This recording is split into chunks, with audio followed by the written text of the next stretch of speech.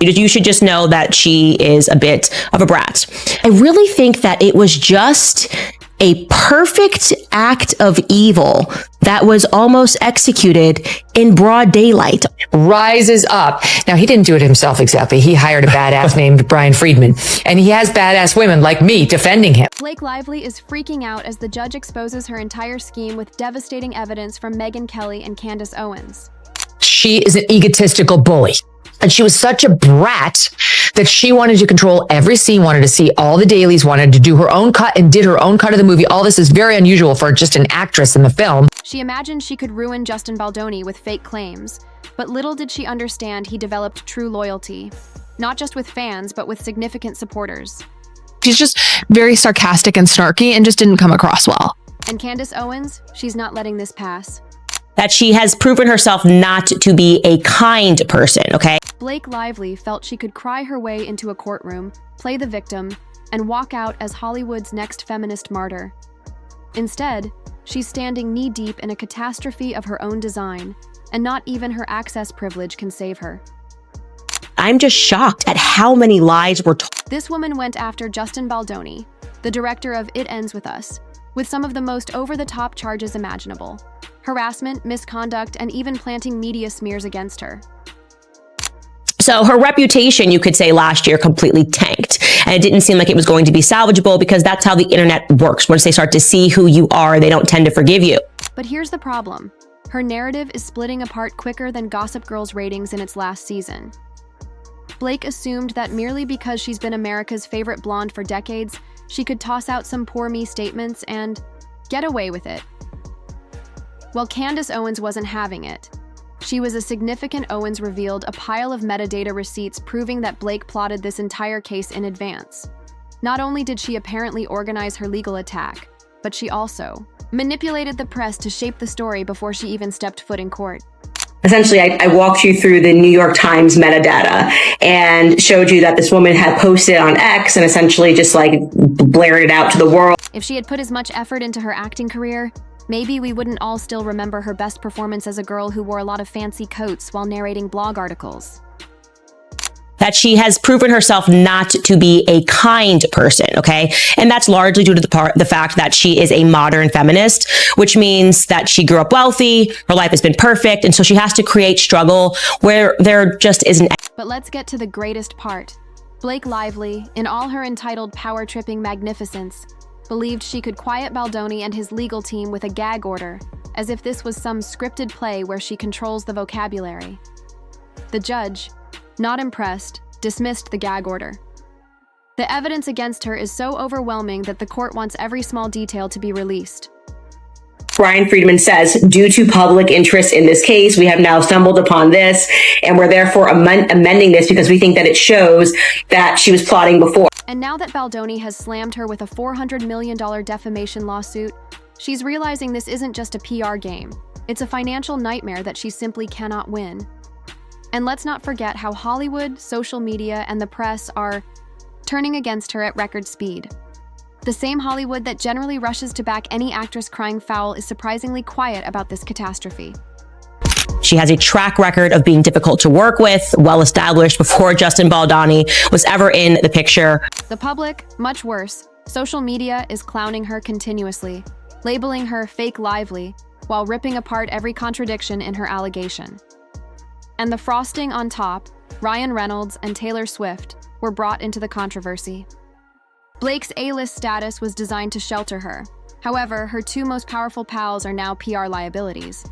Ryan and Blake's Titanic, the ship that not even God could sink, is sinking. It's going down because God is God, okay? But wait, it gets much better. Blake Lively didn't merely lie about Baldoni.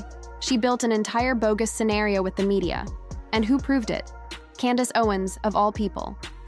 Anyways, just wanted to say that we should be celebrating this as a major win because we were the ones who dug all of this up like psychos because we have been obsessed with this case. In what may be the most catastrophic revelation of the decade, Owens' bombshell research discovered that Blake's staff was actively working with the New York Times to destroy Baldoni before she ever filed her complaint. This wasn't some frenzied plea for justice.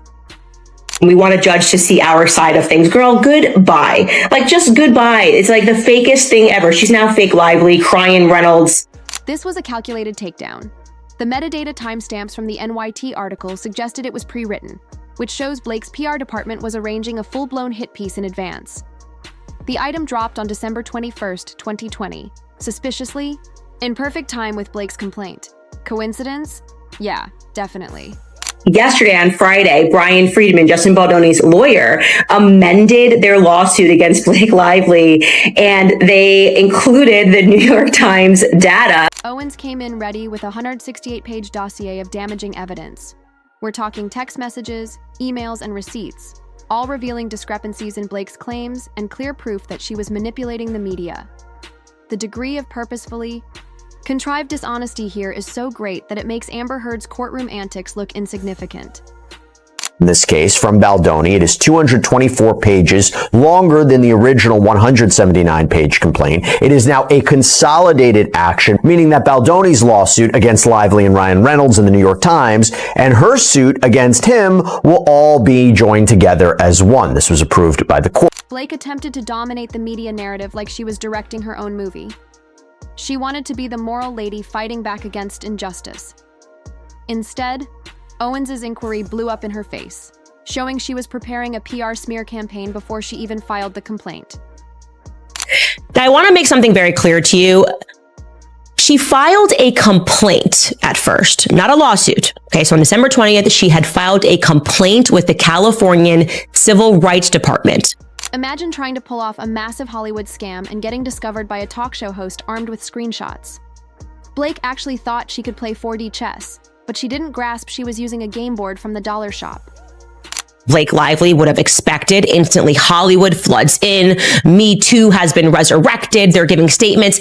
Amber Heard comes out of the woodwork and gives a statement, which I feel like after allegedly pooping on Johnny Depp's bed, she should maybe always sit this one out, but she didn't. She's like, nope, I'm with her. We're all with her. But actually, quite remarkably, the internet for the first time had a bit of pause. And one of the things that they had a bit of pause about was, why did she not file a lawsuit? At this moment, the situation has gone from dismal to dreadful. The judge is allowing all of this come to light. The public knows she's lying. The media is backtracking on its early backing, and Baldoni's case is simply gaining stronger. She has no defense, no way to mute the facts, and no possibility of escaping this dispute without career-ending damage. The Hollywood public took her side, but I think everybody is still a little PTSD from the Amber Heard turd, and they're going, okay, I'm just going to wait and actually see how this thing plays out. And it's a good thing that they did, okay? Because then Justin Baldoni responded in a very big way to this lawsuit. And let's be honest, this is what happened when someone gets too comfortable weaponizing their fame. Blake spent her whole career being admired, lauded, and treated like some flawless Hollywood queen. She believed she was untouchable. She believed no one would contradict her tale. She imagined Baldoni would just go down quietly while she took over his movie and twisted the tale whatever she wanted. However, these files provide a lot more purported material in this story that we need to go through. And to be clear, there are things in this timeline that are more specific or not laid out per se in the amended complaint, but they could very well be used at an upcoming trial if this goes to trial. It's currently scheduled for March 2026. Blake Lively arrived into court assuming she could lock everyone silent with a last-minute gag order. She was so confident that she could silence Justin Baldoni's legal team, just like she tried to control the press earlier. She assumed that with a legal approach, she could keep the truth from getting out and maintain control of the story. She believed she could play the part of the poor, helpless victim while painting Baldoni as the villain in this whole mess. But guess what? The judge wasn't buying it and laughed her straight out of that fantasy. Blake, believing she had the upper hand, suddenly realized that this wasn't going to be as easy as she expected. The court wasn't impressed with her attempt to control the narrative. She tried to pull off the same strategy she utilized in the media, but this time, the truth wasn't going to be suppressed. When the genuine receipts, the proof, and the facts reached the courtroom, her whole performance collapsed quicker than her faltering film career. Blake couldn't keep up the act, and in the end, it was apparent that her attempt to bury the truth was nothing more than a desperate, fruitless tactic. of I'm the victim and like these horrible men did something to me. And I personally did not feel that Blake Lively and Ryan Reynolds had the star power to get the New York Times to risk their professional reputation to help take down Justin Baldoni. She wasn't anticipating Candace Owens to drop receipts that would now be treated as formal evidence in this case. She had assumed that she could simply weep her way out of the disaster she produced. But now, the court is forcing her to confront the hard truth she tried so feverishly to spin. The court wasted no time in plainly rejecting her weak and pathetic appeal for privacy. And, let's be honest, at this point, what privacy does she even deserve? It was her very own decision to run immediately to the press, beginning a full-scale publicity campaign against Baldoni. She believed she could play the victim, alter the tale, and win sympathy from the public. But now, as the situation begins to unravel and the truth comes flowing out in full force, she suddenly wants to hide away in silence. It's almost as if she has utterly forgotten the very part she had in putting this matter on fire in the first place, publicly disclosing all her grievances and charges. What's also really amazing about it is he even says we now have a concrete timeline, which we believe implicates Blake Lively. Legal pundits are entirely ripping her case apart, calling it one of the biggest backfires in Hollywood legal history. This wasn't merely a defeat, it was a wholesale obliteration of her reputation. Hollywood insiders are apparently thinking that she's in full meltdown mode behind closed doors. Reports have surfaced indicating that Blake has been observed in private, scared, sobbing, and utterly losing control of herself. The facade of the Golden Girl, once so untouchable, has utterly torn apart. The confident A-lister character she always exhibited is suddenly broken, leaving her vulnerable in ways she never anticipated. She's being called out at every turn, with new disclosures coming that portray her in a less than desirable light. The more she seeks to alter the tale, the deeper the hole she digs for herself. Each attempt to distract or alter the story merely appears to make problems worse. The public's confidence is slipping away, and with every new discovery, the pressure on her rises. As her life unravels, it's becoming obvious that the destruction is far more pervasive than anybody could have predicted. On Monday, they're going to court because two things. Blake is trying to gag them. I don't think that's going to go through.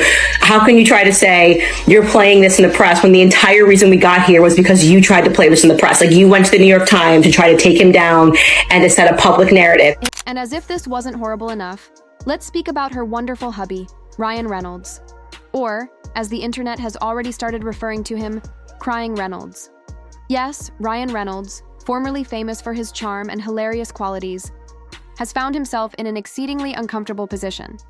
Not merely owing to his marriage to Blake, but because of his closeness to Baldoni.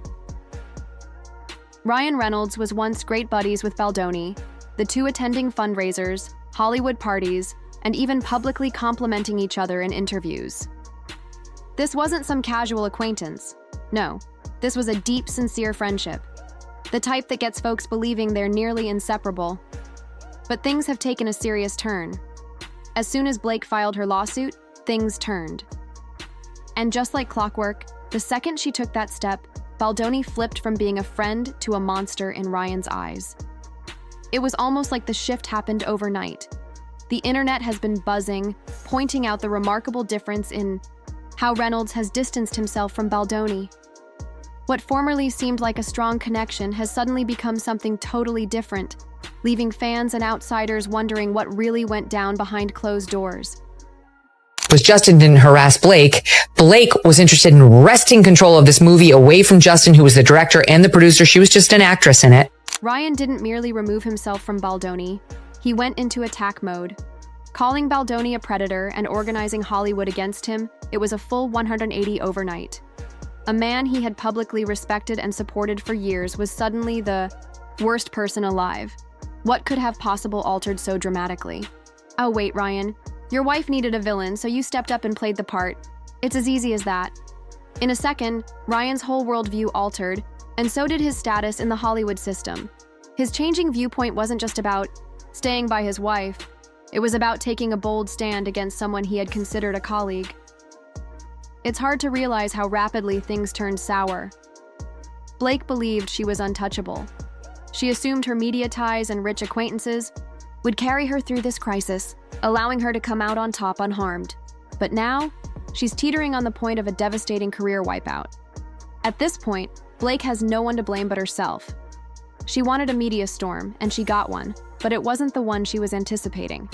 Instead of control, it's whirling out of her hands. Candace Owens peeled back the veil, uncovering the lies with receipts and material that destroyed Blake's carefully prepared story. The judge even struck down her gag order, took away her power to hush people who were yearning to disclose the truth. Baldoni, who had remained silent for so long, is now revving up to make her pay, literally. Hollywood is watching intently. Social media is continually pulling her every step, and her entire case is collapsing in real time. The worst part? This isn't even over yet. The narrative is still evolving, and Blake Lively's career is in freefall. Her lies are unraveling. And if this lawsuit doesn't ruin her, Hollywood's rejection surely will. She's in the struggle of her life, and with every passing day, her future in the company becomes more murky than ever. So, collect your popcorn because this tragedy is far from done. It's only beginning, and things are going to grow substantially uglier. If you want to stay up with the mayhem, make sure you subscribe for more brutal takedowns because we're only getting started.